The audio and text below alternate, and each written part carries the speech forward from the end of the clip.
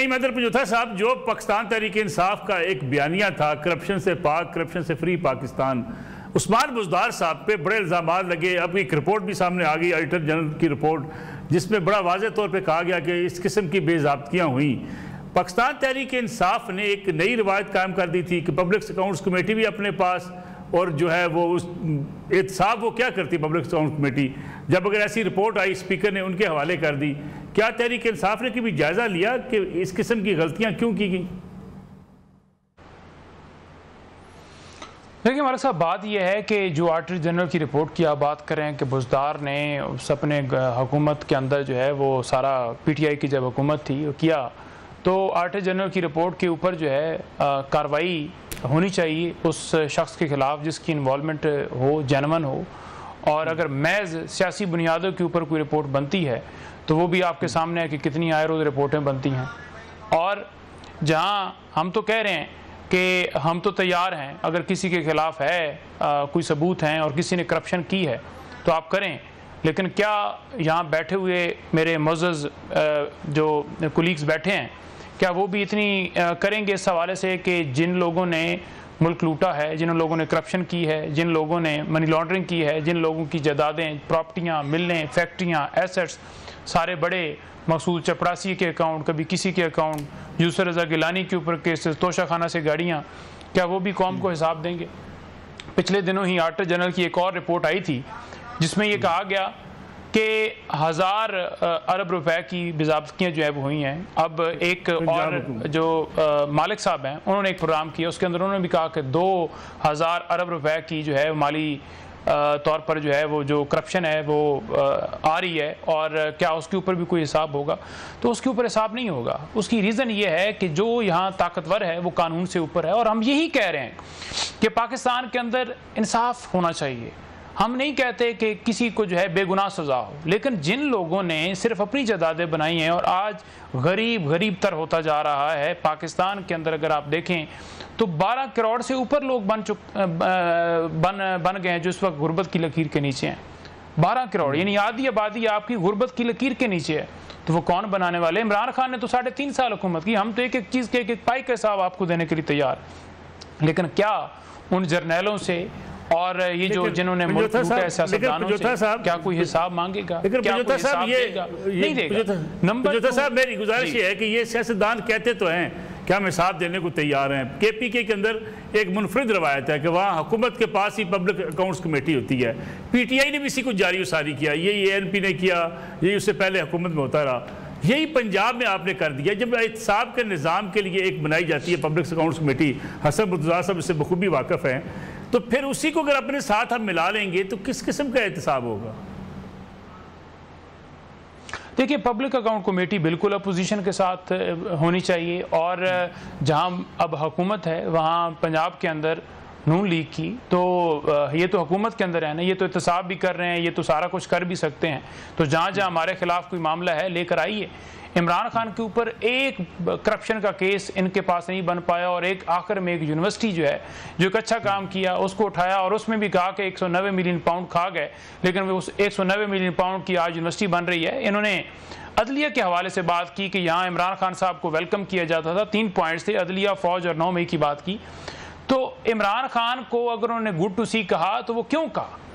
जिस तरह साबिक वज़ीर आज़म को बग़ैर किसी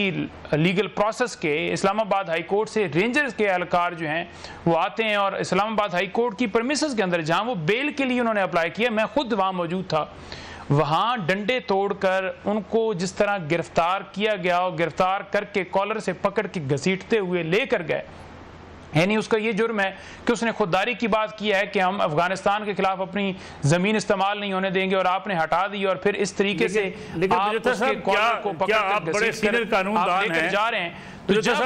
जब बड़े सीनियर कानूनदान हैं, किसी जज को पेश हुए, अगर उन्होंने कहा कि शुक्र है आपकी जान बच गई है, क्योंकि यहाँ बेनज़ीर का कत्ल हुआ, कुछ नहीं हुआ, यहाँ लियाकत अली खान का मर्डर हुआ, कुछ नहीं हुआ, यहाँ ये पीपल्स पार्टी से बैठे हैं मुर्तज़ा साहब, जिस तरह भुट्टो साहब को फांसी दी गई, और उसके बाद जो जनरल ज़ियाउल हक है जिसने फिर नवाज शरीफ को लेकर आया था, जो आज सारे आपस में फिर दोबारा इकट्ठे हो गए हैं, वो ज़ियाउल हक कहता था justice must be done, justice must be done. और साथ ये भी कहता था कि ये नहीं हो सकता कि साबिक एक वजीर आजम होगा, वो पॉपुलर होगा तो उसकी बुनियाद के ऊपर उसे छोड़ दिया जाएगा, उसको बिल्कुल ठीक सजा हुई है। आज वो तारीख ये जो खुद जिन्होंने भुगता है वो आज खुद दोहरा रहे हैं और उस चीज ठीक हो रहा है। अगर मुझे इजाजत दें, आ रहा कि पाकिस्तान में इससे पहले भी सियासतदानों को हटाने के लिए क्या किया जाता है, अगर मुझे इजाजत दें, सिर्फ और सिर्फ इमरान खान क्योंकि उनकी लाइन के ऊपर नहीं आ रहा, और अगर मुझे इजाजत दें, क्योंकि कुर्सी मिली हुई है, पैसा अगर मुझे अगर एक इजाजत दें मुझे, तो देखिए 12 अक्टूबर 99 हुआ, नवाज शरीफ साहब को पकड़ के अटक किला में बंद किया गया, उनको जलावतन किया गया, जिस तरीके से गिरफ्तार करके बख्तर बंद गाड़ी में उन्हें लाया गया, ये सारी चीज़ें तारीख का हिस्सा हैं। तब किसी जज ने गुड टू सी यू नहीं कहा। मुस्लिम लीग नून कहती है जी कि हम भी बेगुनाह थे, हमें तो किसी ने गुड टू सी यू नहीं कहा। फिर दूसरी तरफ जो आप बात कर रहे हैं कि जी इमरान खान साहब को हटाया गया, ठीक है, आपका एतराज़ वैलिड हो सकता है। इमरान खान साहब ने ऐसे ही अदलिया के साथ मिलके क्या मियां नवाज शरीफ को नहीं हटाया था? देखें, वो ही चीफ जस्टिस साहब थे जिनके उस टेन्योर के अंदर इमरान खान की जब हुकूमत को हटाया गया था तो उन्होंने उसके ऊपर मोहर लगाई थी, तब वो ठीक थे चीफ साहब।